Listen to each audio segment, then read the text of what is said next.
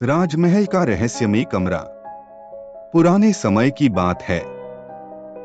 एक छोटे से पहाड़ी राज्य में स्थित एक प्राचीन राजमहल अपनी खूबसूरती के साथ साथ रहस्यमय कहानियों के लिए भी प्रसिद्ध था। लोग कहते थे कि महल में एक कमरा ऐसा है जिसे सदियों से बंद रखा गया है।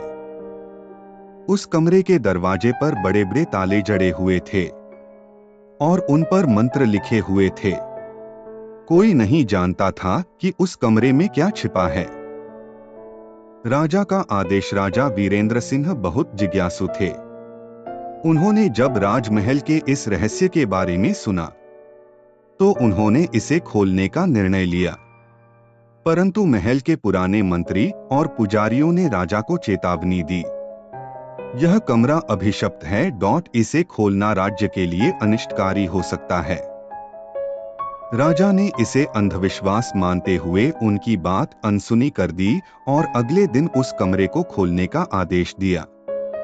कमरा खुलने की तैयारी। पूरे महल में सनसनी फैल गई। सभी दरबारियों और सेवकों के बीच डर और उत्सुकता का माहौल था। तय दिन पर राजा ने अपने भरोसेमंद सिपाहियों के साथ उस कमरे के सामने जाकर ताले तोड़ने का काम शुरू किया। जैसे जैसे ताले टूटते गए, हवाओं की आवाज और भी डरावनी हो गई। कमरे का रहस्य। जब आखिरी ताला टूटा और दरवाजा खोला गया तो कमरे से ठंडी हवा का तेज झोंका निकला।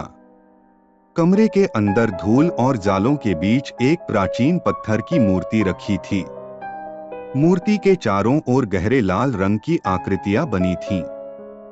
मूर्ति को देखकर पुजारी चिल्लाए, यह तो कालदेवी की मूर्ति है, जो हजारों साल पुरानी है। इसे छेड़ना अशुभ होगा। लेकिन राजा वीरेंद्र सिंह ने मूर्ति की बातों को नजरअंदाज कर दिया और उसे छूने का प्रयास किया। जैसे ही राजा ने मूर्ति को छुआ, पूरा महल हिलने लगा। दीवारों पर दरारें आ गईं और राजमहल के कई हिस्से ढहने लगे। अभिशाप का सच। राजमहल के बुजुर्ग पुजारी ने बताया कि यह मूर्ति एक क्रूर राक्षसी की थी जिसे महान साधु ने वर्षों पहले इस कमरे में बंद किया था। उस राक्षसी को मुक्त करने का मतलब विनाश था, लेकिन अब बहुत देर हो चुकी थी। मूर्ति से अचानक एक तेज रोशनी निकली और कमरे में अंधेरा छा गया। रहस्य का अंत। अगले दिन लोगों ने देखा कि राजा वीरेंद्र सिंह और वह मूर्ति दोनों गायब थे।